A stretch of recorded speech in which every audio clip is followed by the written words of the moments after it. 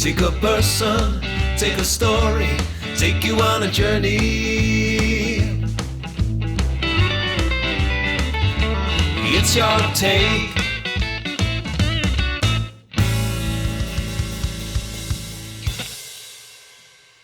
My guest today is a well-known face from children's television from the late 1970s and 1980s. He was a co-presenter of the children's magazine show Magpie and went on to present the Saturday morning show Wide Awake Club. Other television credits include Puzzle Trail, The Saturday Show, and Saturday Starship, and Jigsaw, where he worked alongside Janet Ellis, Sylvester McCoy, and David Rappaport. My guest also has an extensive career in radio broadcasting, having worked for commercial radio stations and the BBC. He's worked for LBC, Southern Sound, and BBC Radio 5. However, he's probably best remembered for his time at TalkSport, where he became synonymous with the phonein, where he would engage in often heated debates with the callers. On today's Your Take, I'm joined by Tommy Boyd. We discuss Tommy's early life, children's television nostalgia, radio broadcasting, and finally, the joys of dealing with the British public live on air. Good morning. Hello. A very warm welcome. Very nice to see you. Likewise.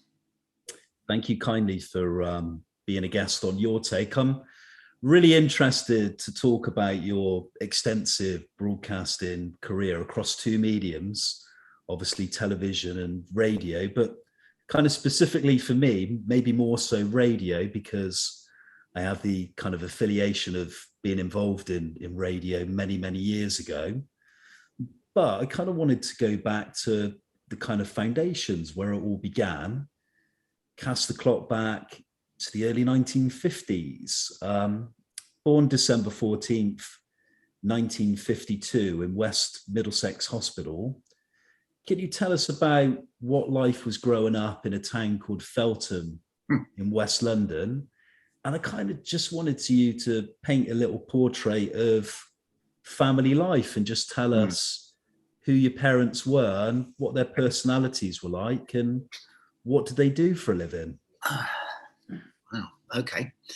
Mum and Dad. Dad was a Geordie, a proper Geordie Wall's End. He was a steel worker in a steel mill in Middlesbrough for 7 years after running away from home and leaving his family and lying about his age and getting a job as a roll turner. He was a magnificent sportsman. He was Newcastle's boxing boys champion 4 years in a row. Oh, wow. This is the Newcastle of the Depression, and this was hard. And my dad was the hardest boy in Newcastle, and that is saying something. He also played tennis. He got to the semi-final of the Yorkshire Open at the age of 16, and the Yorkshire professional said, "I'm taking you down to Wimbledon next year, and you're going places." But then the war broke out, so that never happened. During the war, he trained as a gymnast and a weightlifter. And at the end of the Second World War, he was Britain's number 2 middleweight weightlifter and a 14-stone man who could do a standing backflip, which is no mean feat. His party piece was to go into a handstand, then go onto one hand, and then lower himself down so his nose was touching the ground with one hand, and then push himself back up. And we believe that nobody else on earth could do this weird, amazing trick. He was an arch communist. He believed that the strong should look after the weak. He never read Karl Marx or anything. He just believed that that's what communism was, that those who can should help those who can't. So he decided to defect to Stalin's Soviet Union. But he got it wrong. And instead of doing it the paperwork way, he got on his motorbike. He was a biker. He looked like Marlon Brando in that one. And he rode in his leathers, his motorbike across Europe and knocked on the door of the Berlin Wall. He said, "Can I come in?" And they said, "Go along, try further down." So he motorcycled the length of the Iron Curtain. When he got to Switzerland, he realised it wasn't going to happen. So he came back, moved in with his sister who lived in Feltham. And my mum was the only daughter of the people opposite, and they were socialists as well, so they got on really well together. And he married my mum. I was born as you say, on the 14th of December, 1952. And I knew only one thing about my birth, and that was that I came out on a mattress in a corridor of the hospital. And I never asked my mum why, because theirs was a generation that didn't talk. And I probably wouldn't have got an answer anyway. They kept everything to themselves. People who were children during the war just didn't talk. I've made up for all that ever since. But then I got a Guinness Book of Records for Christmas one year, and I was leafing through it, and I saw worst ever man-made disasters. And top of the list was the smog of 1952, which lasted from the 8th of December to the 12th of December. In other words, I was born during that. And the reason there were no beds in the hospital for me to be born in was because people were dying. 4,000 people are known to have died of it. And the actual number is probably more like 30,000 people who passed away afterwards. So I was born in the middle of the world's worst ever man-made disaster. And then taken to Feltham to grow up. And I didn't know that Feltham was a dump. You don't when you're a kid. You think that everybody's life is like this. But Feltham then was a dump. It illuminated later by the fact that the Led Zeppelin guitarist Jimmy Page, he lived up the road. And backing onto us was Brian May's house. All right. And his mum, Ruth, and my mum were best friends. And so I remember this gangly kid who was 4 or 5 years older than me coming round sometimes with his mum. And we'd muck around in the garden. And I remember him as being a very nice boy because he was happy to play with a boy who was several years younger than him, which was generous. And he is a kind man. It doesn't end there because you go out of our house, turn right and second left, and that's where Freddie Mercury lived. All right. But the interesting thing is they never met. They lived 400 yards apart. Mercury, Balsari, whatever his name is, and Brian May lived about 400 yards apart in Feltham, and they never met. Anyway, Feltham was a bit of a dump. It was famous for its borstal and its remand centre. It was a hard place. And it toughened me up a bit, I think, for some of life's trials and tribulations. We'll talk about some of the trials and tribulations later, but amazing start to the interview. Some really interesting background on your family life, intriguing about your dad and his political beliefs and his political persuasions. I want to go on to, you've painted a portrait of where you live, what it was like in the sort of early 1950s. Can we talk about your schooling years? Were they happy and memorable? And when you were at school, were you someone that excelled? And did you sort of have early career aspirations? I ought to have been very happy at school. It came easy to me. I was head boy, the youngest prefect the school ever appointed. I was captain of the football team and the cricket team. I got the lead in every bloody school play, as you'd expect. And I got the best ever O-level results in the school's history. I put in for 6 Cambridge O-levels a year early, and I got 5 of them, which meant that at the age of 14, I was already qualified to be a bank manager. And there was talk of Cambridge and Oxford. But I didn't really want academia. I'd already discovered that. I'll tell you what it was. When I was at primary school, 3 drama students came and put on a little show of mime for us. And they were walking against the wind and doing all that. And I realized that the people on stage were having more fun than the people in the audience. And that's how it is in all walks of show business, whether it's broadcasting, film acting, stage acting, music, DJing. The person who's being paid to do it by the other people who have paid is not only earning money, but having more fun than the people in the audience, honestly. And a penny dropped then, and I thought, yeah, I wonder if I would stand a chance of getting a toe into some sort of media or show business. I take it you were a grammar school boy, and did you go on to further education and then kind of the university route? Well, when I left school, I had a place at Keele to do psychology, my heart wasn't really in it. And I had an accident, nasty accident, and had to have, it took me about 6 months recuperation, you know, the whole bit, fractured skull and the rest of it. And when the dust settled on that, my mum, who's a teacher, like all of her family, she was a head, both her aunts were heads, her uncle was a head, all my cousins are teachers. I ended up going to teacher training college. Yeah. Because she felt it was a good idea to get something vocational behind me in case this showing off for a living business didn't happen. And at the college, I met my wife. But that was down in Brighton, where they had a local radio station, BBC Brighton, which was required to take up to 90 volunteer members of the public and let them in and let them learn and make programs. Brilliant.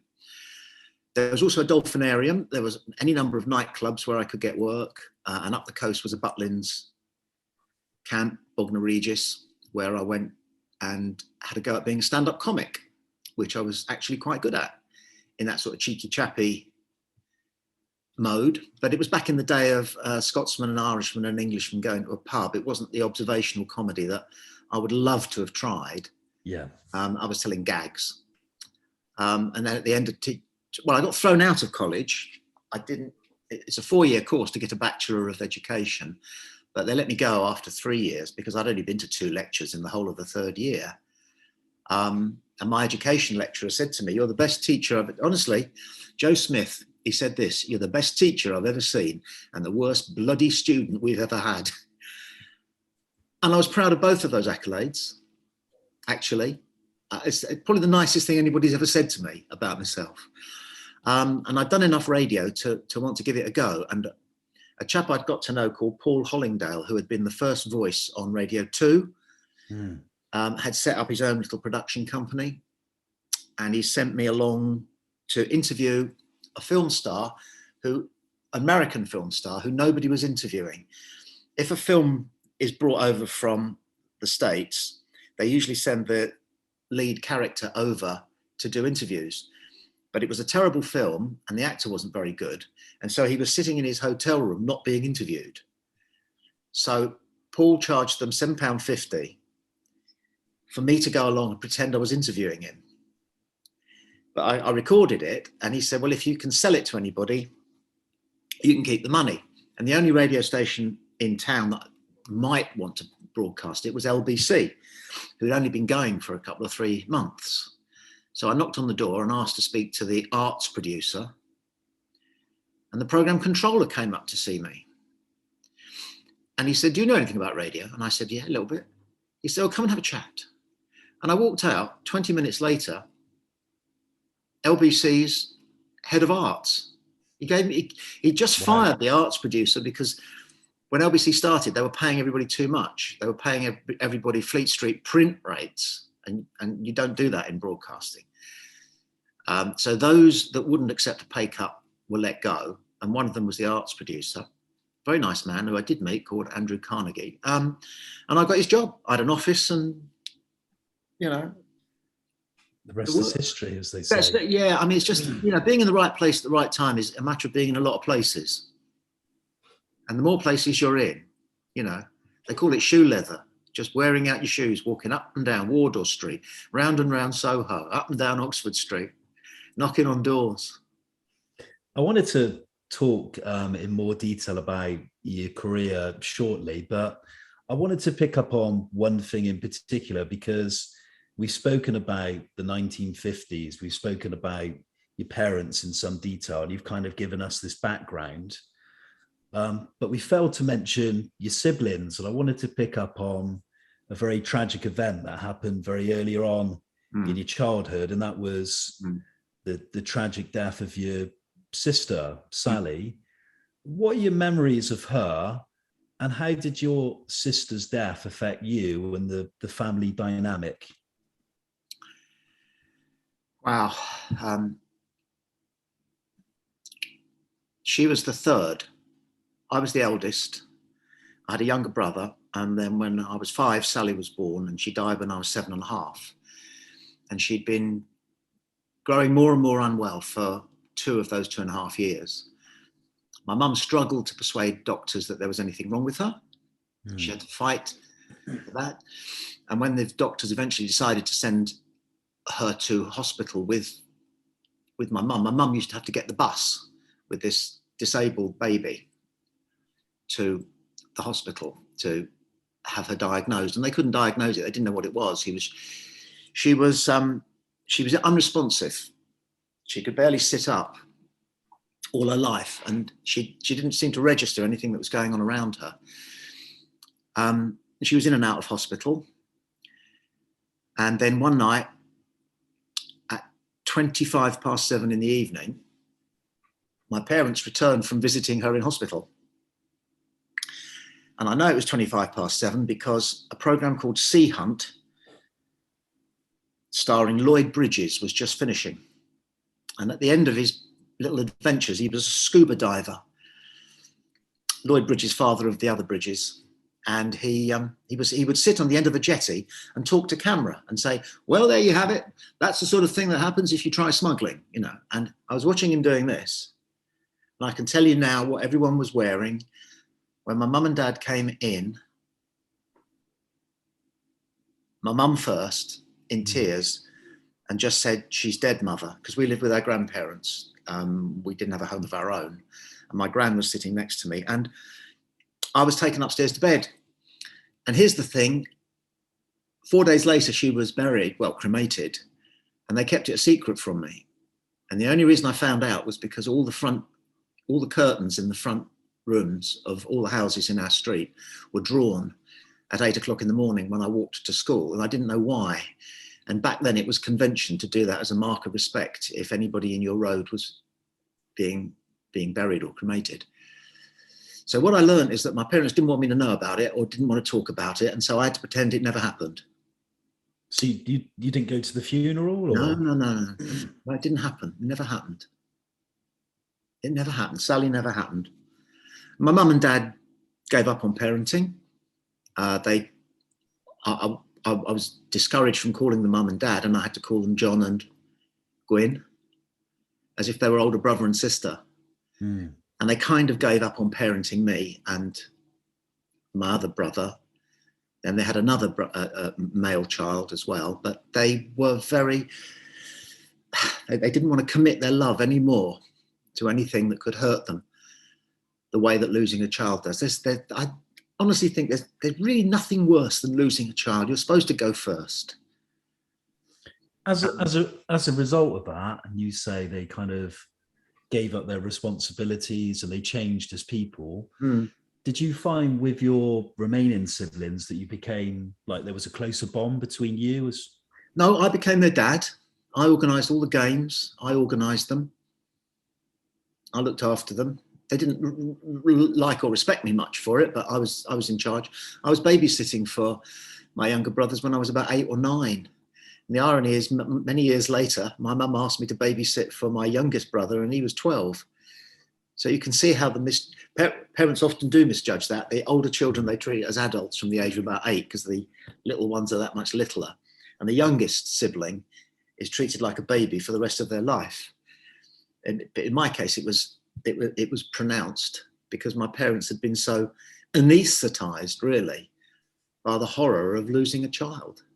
Out of interest, when you grew older and eventually flew the nest and went on to this very interesting career in broadcasting, in TV and radio, did that relationship, was it ever kind of rekindled? And my dad apologized. My dad tried to apologize to me once in the pub. They used to come down to see us when we started having children of our own, Jane and I, and my mum and dad would sometimes drive down on a Sunday, and he and I would go to the pub, and then we'd have a Sunday lunch and they'd go off home. And one day he started to apologize to me, and I said, no, I can't take it.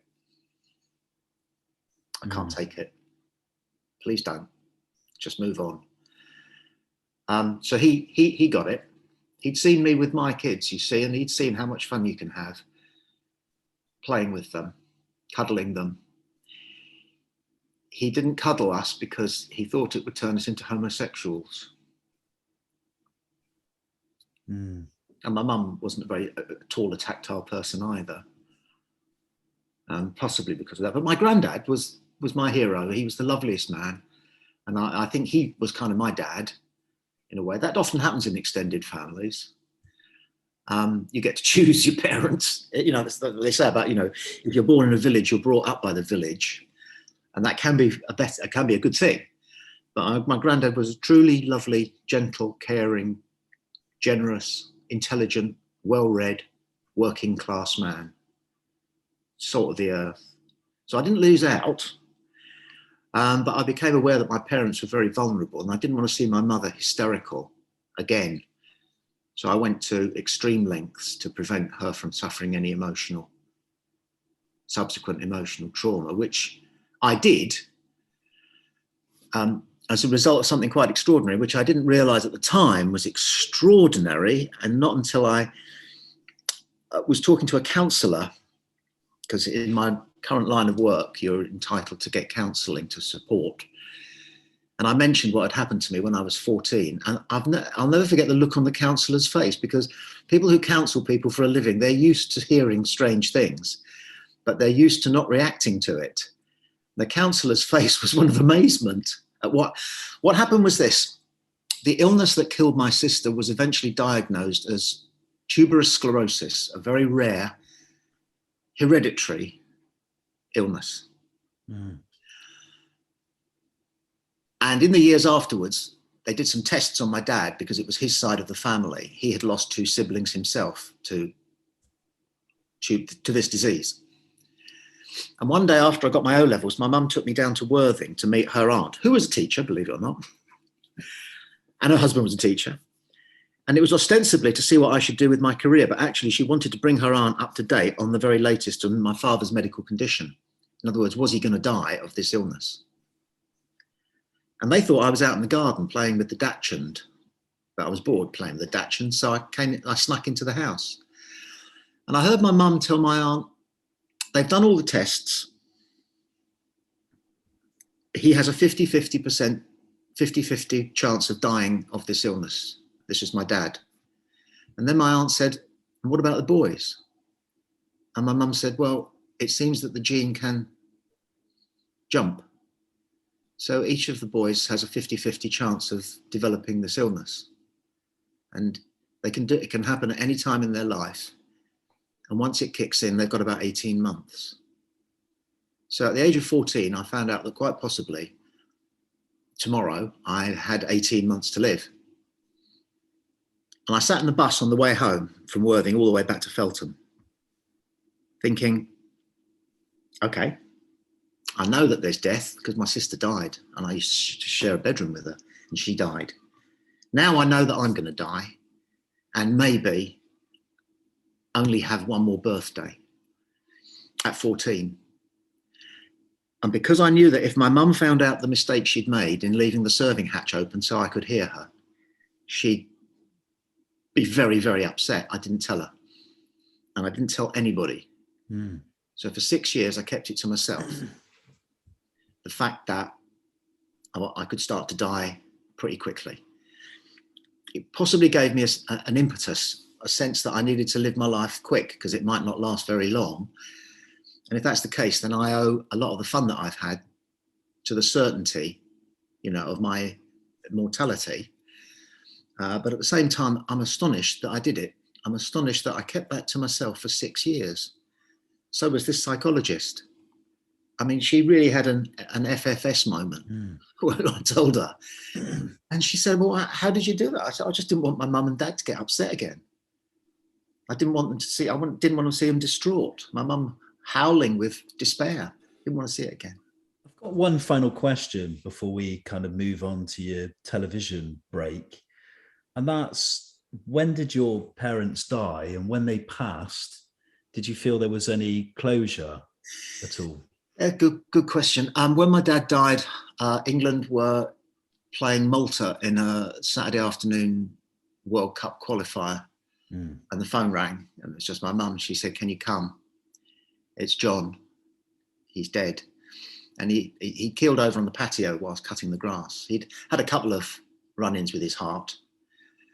So I drove up, and he was still lying on the patio with an old blanket over him and his gumboots sticking out the bottom.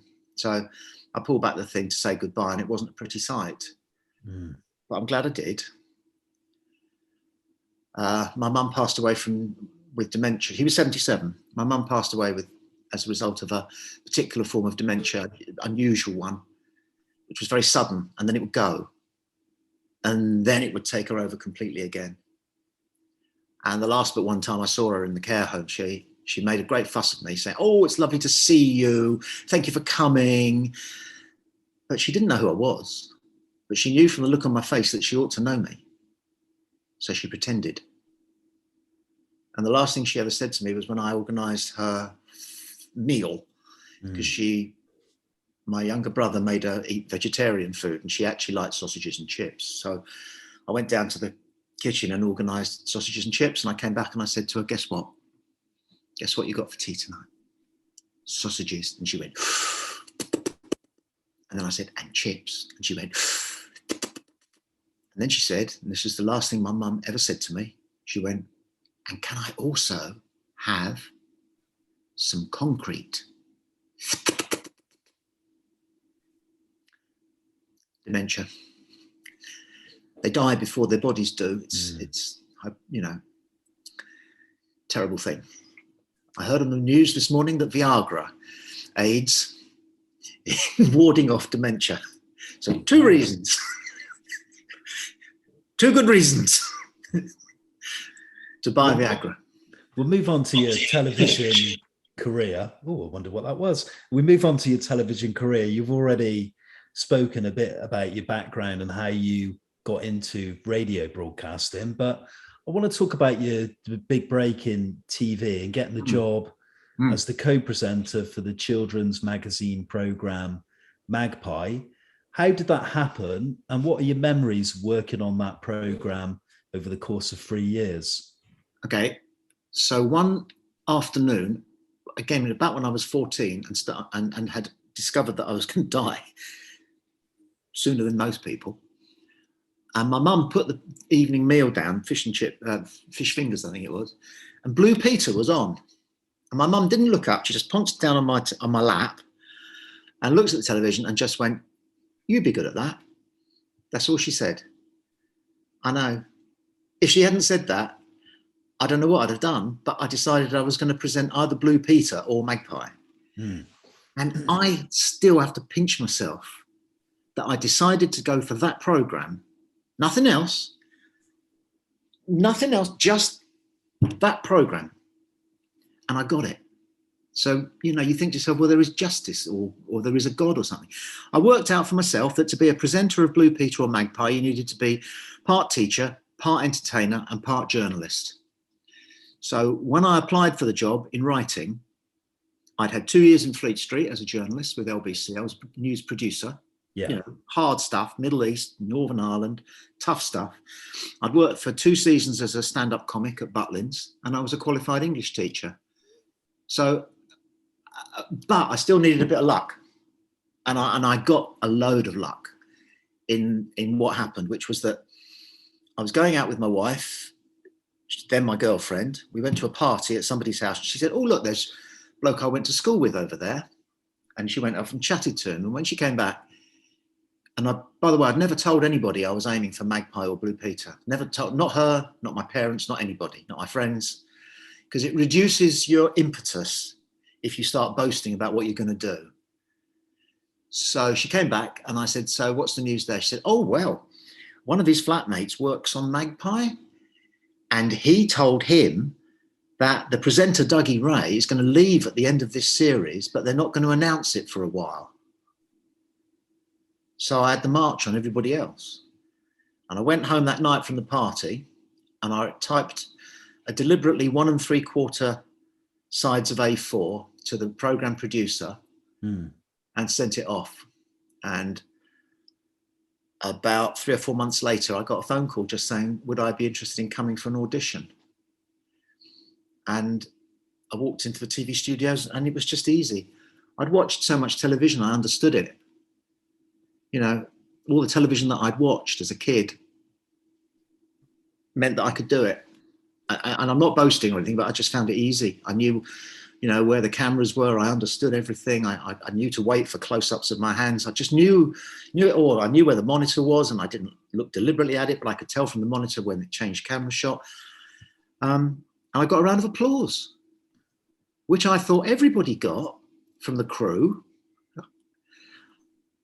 I only found out sometime later that was the first and only time they'd ever applauded anybody in Studio 3 at Teddington. Yeah. But I did do a really good audition, I know, and apparently I was streets ahead of everybody else.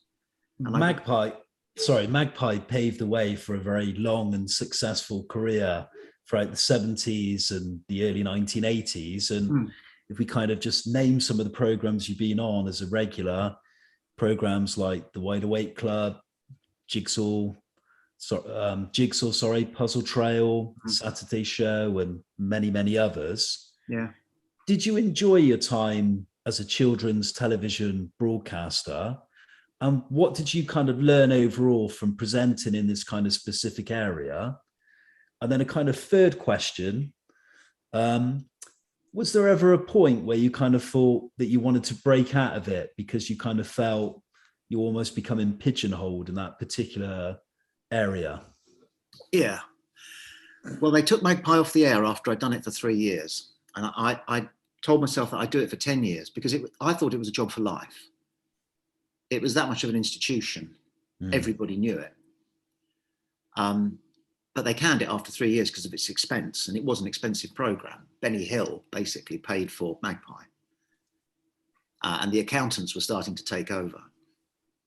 I remember an accountant at the bar at ITV saying to me, "We could run this company a lot better if we didn't have to make television programs." And I laughed. I went, "Ha ha ha!" And then I looked at him and I realised he meant it. They didn't want to make programs. They just want. He said to me, "We can buy Hawaii 5-0 for 80 quid and put it on in the afternoon. It'll get a bigger audience than you. And your programs cost us £25,000 each one." But having got known for doing children's television program, I was already pigeonholed. So I had to stay, but I was happy to stay. And I was happy to try all the different types of children's programs. I figured there were 3 big ones: the magazine show, Saturday morning telly, and the broom cupboard, which you haven't mentioned, which I enjoyed doing enormously, introducing all the afternoon programs. And as an act of pure vanity, I calculated a while ago that I've presented nearly 1,500 children's programs. Oh, wow, that's incredible. It's more than anybody else. Yeah. And it's a record, if you like, that will never be challenged because they don't make children's television programs anymore, really, do they? So I've got that little thing. I was reliable. I was good to have around. My working ethic was get there on time and take your turn to make the tea and coffee, which means be professional, but also, be a nice piece of office furniture. What I did on television, I felt was so easy. Yeah, it came naturally. I didn't feel like a job at all. From your years in children's television broadcasting, do you have a particular favorite show or moment or memory? And then secondly, of all the people you've worked with, both on and off camera, is there someone you enjoyed working with the most and you learned the most from? Yeah. Well, Mick Robertson, who was the tall Brian May lookalike presenter on Magpie, we became firm friends. And before each program used to go out on Magpie, used to go out on Tuesday and Friday afternoon at whatever it was, 4:45. And we'd have half an hour to kill after the last rehearsal. And Mick and I, being cricket fans, I brought in this plastic cricket bat and a plastic cricket ball. And we used to play cricket in the corridor outside Studio 3 when everybody else was drinking tea with a waste paper bin for a wicket. And Mick was always the batsman. I got the odd bat in, but he didn't like it because he was so tall, his hand would hit the ceiling as he came over. Anyway, that is a really happy memory because I enjoyed doing live television. I loved doing Magpie. I did some amazing things. and I made a friend for life. Mickey's still my best friend. In fact, we'll talk tomorrow on the phone and about, because he's a Pompey fan and he's going tonight. And I always ring him up and say, what was that like then? And Michaela Strachan is also a very close friend. She's a really good-hearted person. I've got nothing but admiration for her and how she has extended her career beyond children's television and pop presentation and into animals and animal welfare. But I also remember a moment about 2 or 3 programs into Magpie. Just before we went on air, I went into the empty studio and just looked around. And that was when the penny dropped that I'd done it. I'd given myself an ambition when I was 14. At the age of 24, I'd achieved it, even though it was as specific and as, you know, an unreachable goal as that. And I'd done it. And I just said to myself, look, mate, you've done it. You've done it. So you can relax now. No, because there's contracts to be renewed and you know, you've got to keep going. It's a treadmill, an enjoyable treadmill, but it is a treadmill and not nearly as well paid as people think. I read this story that I wanted to pick up on. I think I picked up on this one online, and it was in, I may be incorrect, but in one of the tabloid newspapers, that you were once paid a huge sum of money to be an entertainer at the 9th birthday party of the Crown Prince of Brunei. Crown Prince of Brunei. I wanted to ask if that was true, and what, if it is, what are your kind of recollections of the whole? I've got an extraordinary incident happened there. My agent rang me up and said, you've been asked to do a birthday party. And I thought, oh, well, you know, 250 quid, that'd be nice. And she said, it's for the Crown Prince of Brunei. I said, oh, blimey, they're worth a few bob. She said, yes, I asked for 500. I went, oh, get out of here. Never price yourself out of a job. She said, no, they came back and said, we were thinking more like 3,500, which back then was, you know, you could buy a new car for that. So I did it. What kind of year? What kind of year are we talking about now? This would have been early 80s, I suppose. Very early 80s. And it was a massive party. It was held at the Hilton in one of the suites. And the theme was going to be Batman, because Batman has just been come back on telly. So I bought 6 spot prizes, little tiny £2 Batmobiles, you know, Matchbox cars in little boxes. And I had 6 of those dotted around my pockets. And I was just organising games like who can stand on one leg for the longest, you know, where you win a Batmobile. The Crown Prince wasn't allowed to leave his table because he's going to be one of the last absolute monarchs. So, you know, security was everywhere. So he was sat there, and all of a sudden this huge security guy came up to me and he said, the Crown Prince would like to see you. So I thought, okay. So I went along, and this little fella sitting there, and I said hello, and he said hello. And he just looked up at me and just went, can I have a Batmobile? He went, right. Now, listen to this, you'll love this. All the other kids there went to the same school, posh school, and they were all posh. I'd given away all my Batmobiles. I didn't have a Batmobile to give the Crown Prince of Brunei. Uh-oh. But one kid had won 2 of them. So I chased him down and I said, the birthday boy would like a Batmobile, and I know I've given you 2. Can you spare one of them for him? Do you know what this little 8-year-old boy did? He fucking sold me back the Batmobile. He took 5 quid off me. I was happy to do it for the anecdote, but that's a true story. I took it to the Crown Prince and I gave it to him, and he got it out of the box and he started going, yeah, around the cutlery. Now, of course, as you know, he is now the owner of the world's largest collection of ultra expensive sports cars. Oh, wow. I know. I'm not saying it's connected to that incident, but he loved his sports cars then. And you probably he owes me a fiver. He owes me a fiver. And talking about the young boy who sold you back the car, he's probably somebody like Duncan Ballantyne now, some multi-millionaire, maybe. Who knows? Unquestionably. Okay, so we spoke briefly about your radio career towards the start of the interview, our conversation. But one thing you've become synonymous with over the years is talk radio, but in particular, the radio phone-in. And I kind of wanted to ask you what you liked about the element of the phone-in and what you disliked. And did you kind of relish getting involved in these kind of heated debates with the callers? Because you almost reinvent yourself in a way. You're a children's television presenter initially, and you kind of, as a TV presenter for children's, you kind of the nice good guy who has to be well behaved, and then all of a sudden we see this other side to you. Well, I was voted TV's Mr. Nice Guy 3 years in a row, and then I went and did talk radio, and I was the nastiest guy on the radio.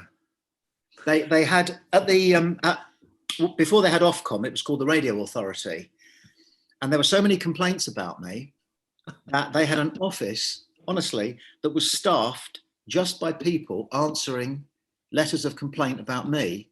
Six secretaries working full time, answering letters of complaint about me. I was probably the most reviled broadcaster since Lord Haw-Haw, and they hanged him for his show. They didn't go quite so far with me, but they fired me a lot. I got fired a lot, often genuinely, sometimes as a stunt. The thing is, I wasn't rude to the audience. I was polite to the audience. I was rude to the callers because they volunteered. If you go to who's that hypnotist? Is it Paul McCann or somebody? I don't know. That's Paul McKenna, isn't it? Paul McKenna, yeah. So he gets you up on stage and makes you act like a chicken. But nobody makes those people go up on stage. They volunteer. That's very and they know they're going to be made to look stupid. And it was the same with that kind of phone-in. So if I would do, for example, hey, let's give Yorkshire to the Comanche Indians. Of course, that's ridiculous, isn't it? You'd think. But there would be people who would be incensed. They want to be incensed. They enjoy being incensed. On another occasion, I did a eulogy about the economic turnaround that Germany experienced during the late 1930s. And then I pretended that we'd gone off the air with one of our transmitters. We had 13. But actually what I did was stop talking for a minute and a half. Then when I came back on air, I said, I'd like to apologise. I understand one of our transmitters went down, but everybody else heard what I had to say. Then I'd pre-recorded myself phoning me, going, I heard exactly what you had to say there. And your eulogy, well, I'm not going to repeat what you said. The implication was that I'd said something sympathetic about the Nazis. But I had said nothing, literally nothing. It had been dead air right across the country. Because there are so many people who want to get you, right? The complaints came in thick and fast. And as I was leaving the building that afternoon, the receptionist said to me, could you have a word with this man? He's from the Jewish Times, or the Jewish Chronicle, I can't remember. And he said, are you the man who broadcast this afternoon what you said? And I won't repeat it. I said, yeah, did you hear it? He said, I did hear it. Bloody didn't, because nothing was said. I wanted to ask you. I like stirring the pot. Before this interview, I actually went on YouTube, and there's various compilations that people have uploaded to YouTube of some of the famous calls. But I kind of wanted to ask you, was the station involved in the directors, the producers, or the program controllers, I guess you call them? Were they involved in instigating a lot of this, or was it totally natural? You were just being natural on air, or were there kind of pre-meetings where they said, look, we want you to do this, or can you, surely some of it has to be almost like written as a narrative in some ways, because at the end of the day, I guess TV and radio are always looking for more audience, aren't they? And anything that's sensationalized or sensational to listen to, was there kind of that kind of instigation from the station, or not at all? Well, Talk Radio's first program controller was a man called Jeremy Scott, who I'd worked for in Brighton. But I'm not a DJ. I used to do phone in for him. So when he got asked to set up Talk Radio, I was the first person he called. And he sent me to America to look at what the Americans did with Talk Radio. So I had 3 weeks in Los Angeles listening to and going to visit talk radio stations. And I was astonished at the science of it. they taught me everything that they knew, because the Americans had a 28% stake in talk radio, and they showed me how they did it. And because I knew my radio and I knew conventional radio, I knew what conventional radio was. Hello, good afternoon, and welcome to a packed program. Still to come, all that schmozzle. But these Americans, they didn't do any of that. They would start their show just like this. I'll tell you what really gets under my skin. No hello and good morning and welcome to a packed program. It's 10:10 and I'm your host, and I'll be with you until Dave takes over at midday. None of that crap. Straight in with it. So things like that. There are a million things like that, techniques that they had. And I brought them all back to London to set up talk radio, but nobody else there got it. Nobody else knew that you didn't do radio like this. Hello, good evening, and welcome to a packed program. My name is, and I'll be here with you until, still to come. So I had to get out there on my own and do it. And luckily at talk radio, there was this fellow called Peter G, who's a genius. He works in what's called creative. That's imaging and jingles and that sort of thing. Oh yeah, producer. He's won not one but 12 Sonys for his work. He's possibly the most talented man in British radio, certainly the most talented I've ever met. And he absolutely got it, because his philosophy was, until we're able to give people an orgasm using the radio, which Howard Stern, by the way, has tried to do, but anyway, he said the best thing you can do is make them laugh. And if you make a listener laugh out loud, they'll come back and back and back, because laughing out loud is the second most enjoyable experience a person can have. So he worked hard on the comedy of it, and he knew how to be annoying. He knew how to make a proposition that I would have to sell on the radio annoying. So for example, one day he said at a meeting before, we would discuss the following day's show before we did that day's show, so that he could go away and do the audio that you've listened to, I expect.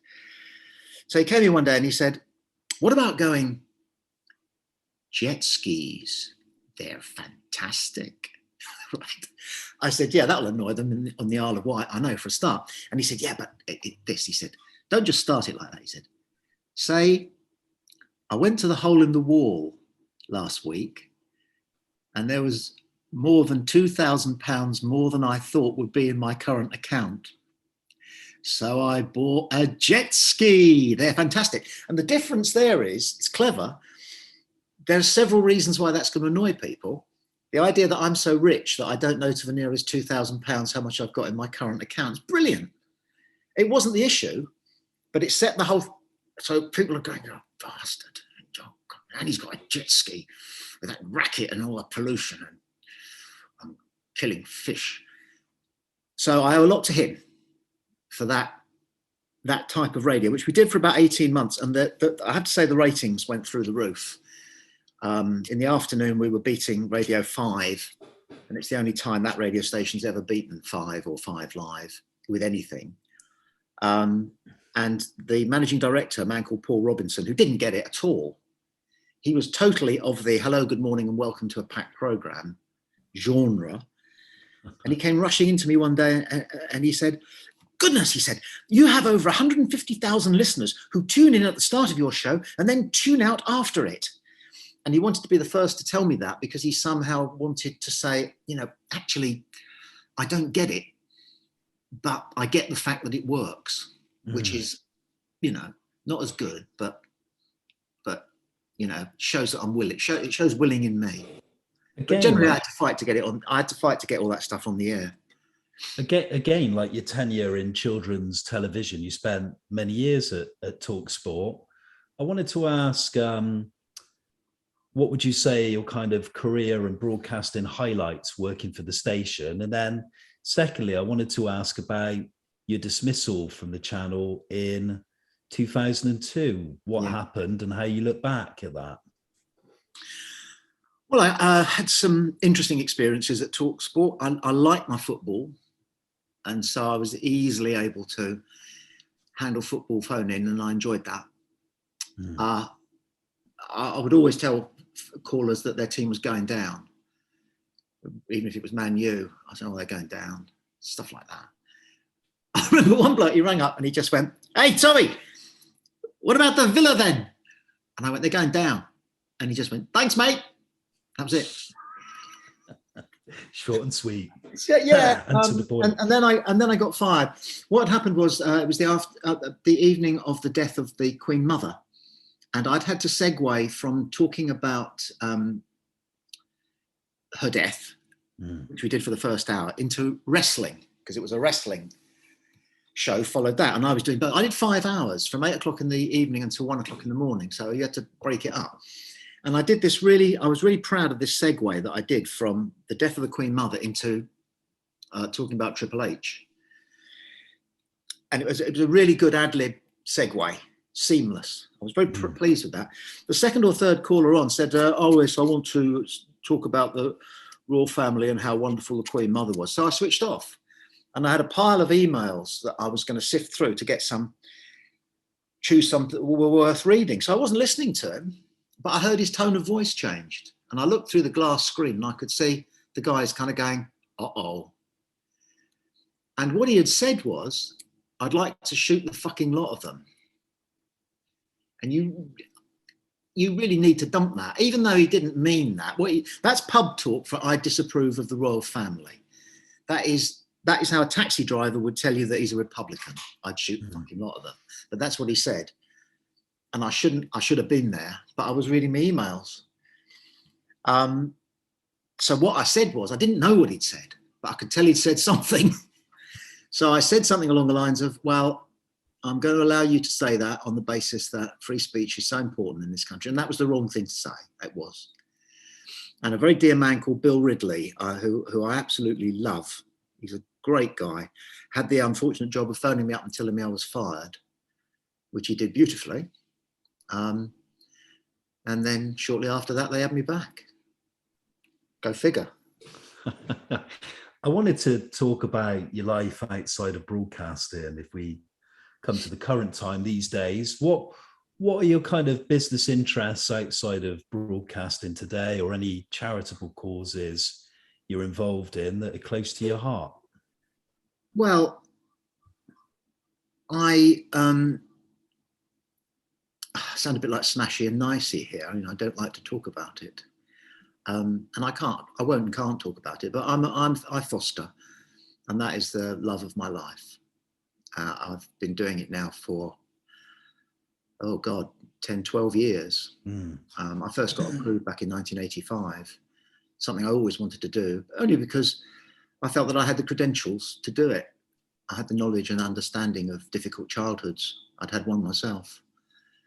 And that I love. That's the biggest thing in my life. Apart from my own sons, of course, and my family, and my dear dog who's had an accident, and we've had to stay up through the night with her every night for the past 6 weeks. So if I do look a little bit, that's the reason for that. That's right. And I still wonder what the point is. Yeah, I think I can say the same sometimes, but yeah, I don't know what the point is. We move on shortly to the kind of quick fire questions that we ask all your take guests, but a simple question really. Any people listening or watching back this interview when it's uploaded to the channel that kind of want to follow in your footsteps, they want to get involved in radio broadcasting or TV in some aspect. With all your experience, your knowledge, your wise words, what would be your recommendation? Because obviously the industry's changed so much. Yeah, well, as they say in most market stalls, be lucky. There it is, be lucky. Be nice to have around. Work your socks off. Try and get better every time you do anything, whatever it is. Watch other people doing it. I mean, look, the great thing about broadcasting is you can actually learn it at home. You don't have to take a course or go to college. You turn the radio on. There's some person doing it. Sit there and go, oh, I wouldn't have said what he said just then. Or no, I do what she did just then. So, you know, you can learn all the time you're watching telly or listening to the radio. But yeah, most of all, be lucky. Seize your chance. Tommy Boyd, the final part of the interview, the last quickfire 13 questions I always enjoy, and I'm interested to find Okay. out what you say to some of these answers. Don't think about them No. too long, but yeah, here they are. So number one, what would you say is your favorite pastime? Sport.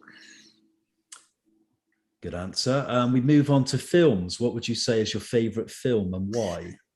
Depends what sort of mood I'm in, doesn't it? I mean, if I want to laugh, it's a three-way tie between Airplane, Holy Grail, and Dr. Strangelove. If I want to be moved, it's Rapinoe's version of Cyrano with Gerard Depardieu, or To Kill a Mockingbird.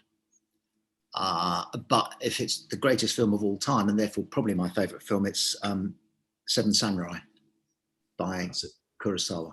That's an incredible film. It truly is. Some very good choices in there, and I'm very happy you picked a Stanley Kubrick film. He's the man. I'm a huge Kubrick fan. I could talk for hours on. Have you ever watched? Oh God, what's the one with Ryan O'Neill?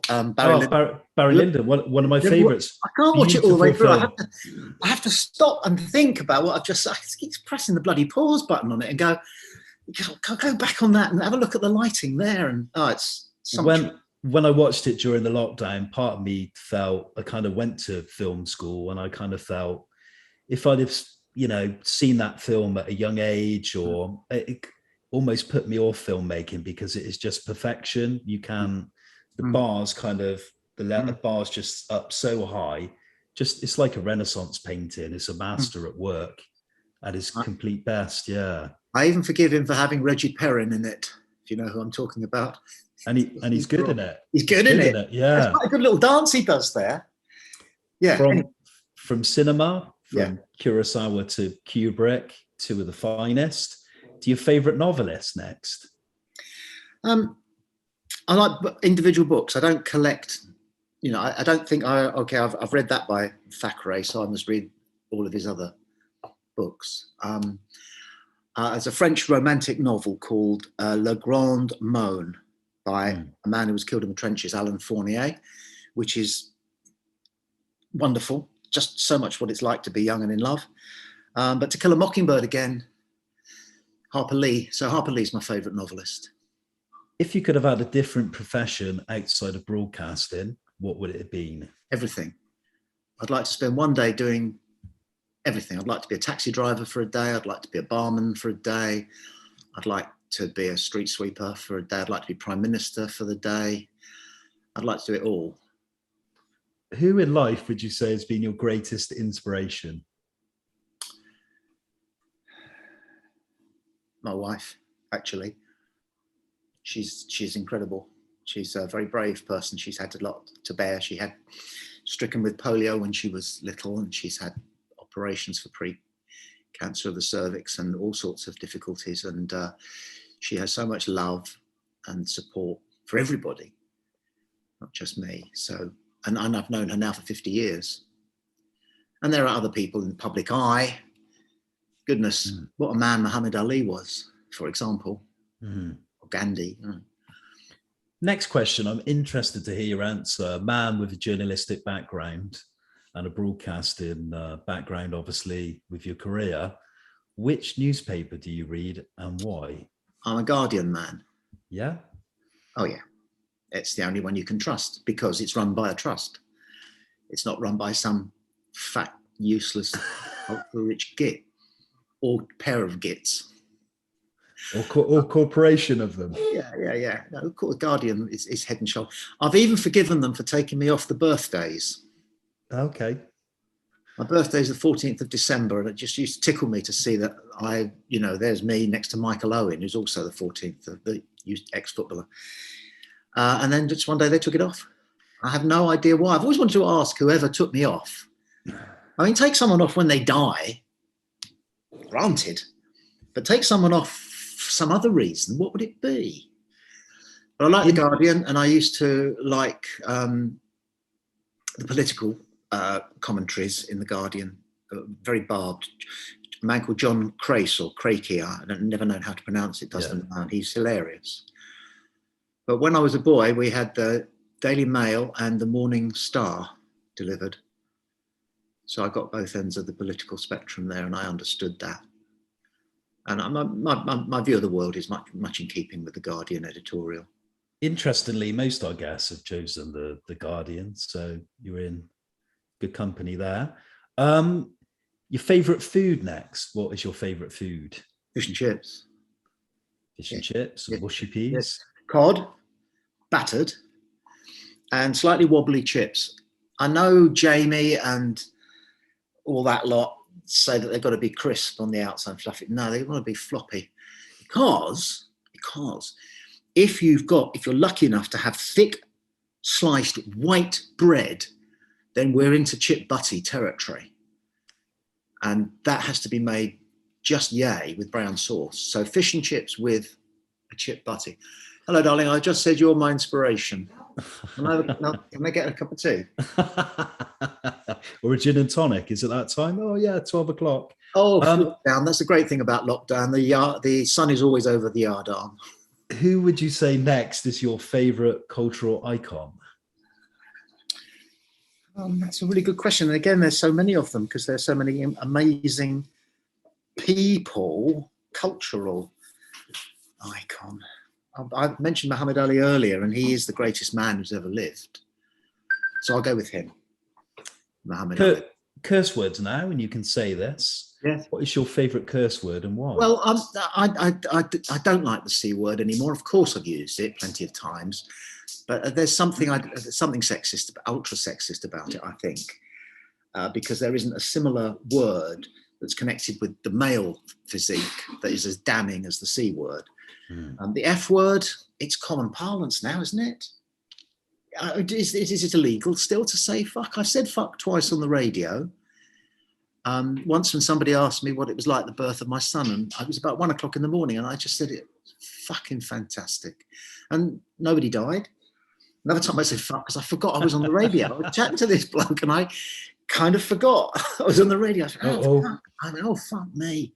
Oh, I dumped myself on that occasion. I like George Kinnell. He's a player who used to play for Stoke. And when Match of the Day started up, I swear that the commentator, Kenneth Wolstenholme, used to make something of going, Kinnell! So that was George Kinnell, little bow-legged player, stocky, dangerous, good footballer. So what I say, my favourite curse word is probably George Kinnell. What would you say is your favourite place or holiday destination? I like where I live. So my line now is that I don't go further than my front gate.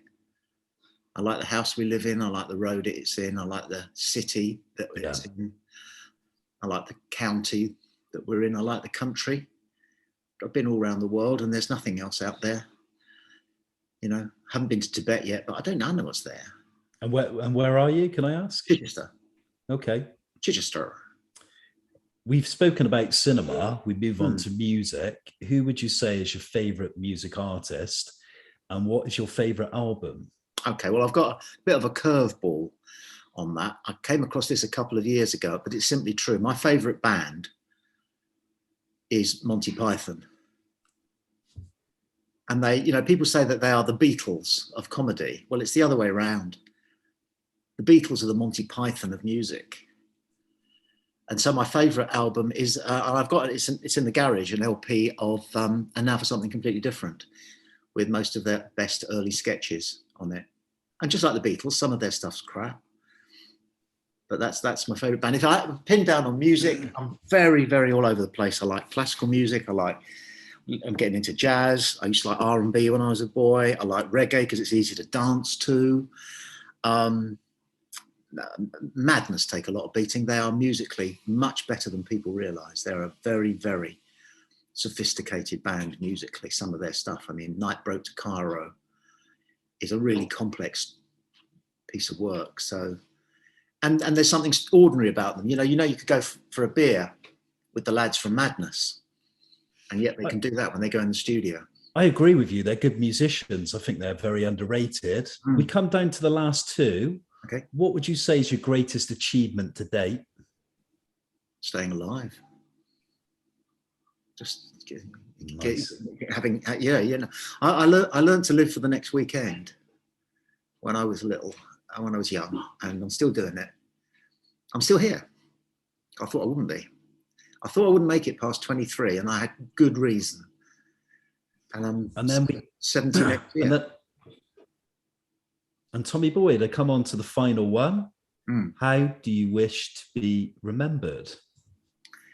So I read this thing that said a man dies twice, once when he dies, and the second time, the last time somebody says his name. But because of the internet, we all live forever. You see, you, sitting there where you are now, with those lovely books behind you. Oh, CDs, these are. CDs are the CDs, sorry. There are some books. That's my wife's cookery. But yeah, my music collection. Yeah. Now, the thing is, you see, we all know of Henry VIII, but we don't know what he was like. We've seen pictures of him and he just looks like a fat git. If we'd been able to see him talk on Zoom, we'd have got him. What, you sitting there now, somebody will be looking at you doing this in a million years' time. That could be a million years' time. That could be a frightening prospect. Human beings have shrunk to about 18 inches tall, no nose, no mouth. We don't need one because we don't eat, and we communicate like this. Because my theory is that UFOs aren't from other planets; they're time travelers coming back. Because like you get Thompson tours and things, and people do ancestry.co.uk. Well, supposing in the future you could go back and you could see your great grandmother and hover over them.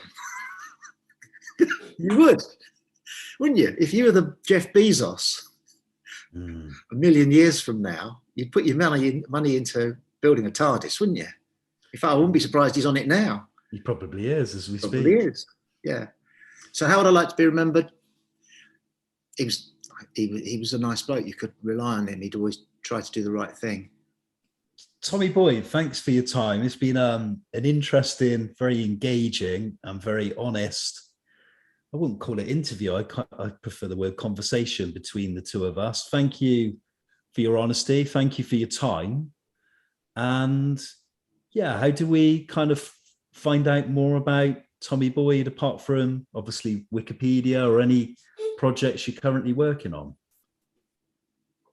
It's been a great session. I normally have to pay about £180 for a 50-minute hour well, I don't actually, my agency does. Yeah. And being asked questions about yourself, it's good for you to get a handle on some things that you kind of vaguely, they sort of float around in here like smoke. But you don't. Being asked to actually answer them, get pinned down on them. Yeah. Is very therapeutic. Thank you. No, thanks a lot. Thanks for your time. And throughout the interview, just talking to you and looking at you, I thought you looked the spitting image. You might take this the wrong way. Looked very much like a cross between Harvey Keitel and a little bit of a Robin Williams lookalike. I kind of thought. I was Robin Williams in a previous life. But the Harvey Keitel. As soon as I saw him, I thought, yeah, that's what I'd like to have done. If there'd been observational comedy when I was starting out doing comedy, that's what I'd have done. I'm not saying I'm Robin Williams, but I do get him. In fact, when he died, we were in Spain, and it came on the news first thing in the morning, 7:30. The actor Robin Williams has died, and I ran into the bedroom and said to my wife, "Robin Williams is dead. If only I could have been there, I could have saved him." I know that's a strange thing to say, but I would have tried to talk him out of hanging himself. And my wife went, "I didn't know you liked him." I said, "What do you mean I didn't like him? He's the best there's ever been." She said, "Well, you've never said anything like that before." I said, "What do you mean? I hang on his every word. I've seen all of his films." And she went, "Films? Robbie Williams hasn't made any films." For a fleeting moment. As for Harvey Keitel, I'll take that. Yeah, I do. Absolutely. I can see a little bit of a resemblance. Yes. Yeah, thank you once again for your time, and I wish you all the very best for the future. And I'll keep listening to those TalkSport. You want to look me up from now on, you're going to have to Google Winston Wolfe, mate. Thank you kindly. Okay.